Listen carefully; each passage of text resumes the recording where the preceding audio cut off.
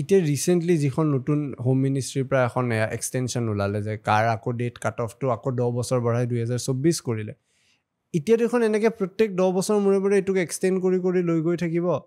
আৰু তাৰপিছত আমি এই গোটেই কাখন যাৰ বিৰুদ্ধে কৰি আছিলোঁ সি আকৌ বাঢ়ি বাঢ়ি গৈ থাকিব মানে একো ডিফাৰেঞ্চ নবনালে তাৰমানে এই গোটেই আন্দোলনটো অসম একৰ্ডৰ একো এটা ভেলু নাথাকিলে কি হ'ল মানে এই গোটেই বস্তুটো গোটেই বিষয়টো আমি বিৰোধিতা কৰিছোঁ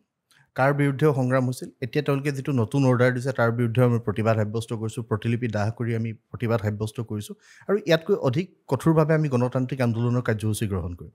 আমাৰ মূল কথা হ'ল যে সমগ্ৰ ভাৰতবৰ্ষৰ লগত অসমৰ প্ৰেক্ষাপটটো কিছু সুকীয়া বিদেশী চিনাক্তকৰণৰ বাবে অসমৰ প্ৰেক্ষাপট সুকীয়া অসম চুক্তিৰ বাবে আমি 20 বছৰৰ অবৈধ বিদেশীৰ বোজা বহন কৰিছোঁ যাৰ বাবে আমাক সাংবিধানিক ৰক্ষা কৱচ দিয়াৰ কথা আছিল অসম চুক্তিৰ 6 নং দফা অনুসৰি খিলঞ্জীয়া মানুহক সাংবিধানিক ৰক্ষা কৱচ প্ৰদানৰ প্ৰতিশ্ৰুতি আছিল কেন্দ্ৰীয় চৰকাৰৰ প্ৰতিশ্ৰুতি ভাৰত চৰকাৰৰ প্ৰতিশ্ৰুতি সেই প্ৰতিশ্ৰুতি তেওঁলোকে মনত ৰাখিব লাগিব যি দলে শাসনত নাথাকক কিয়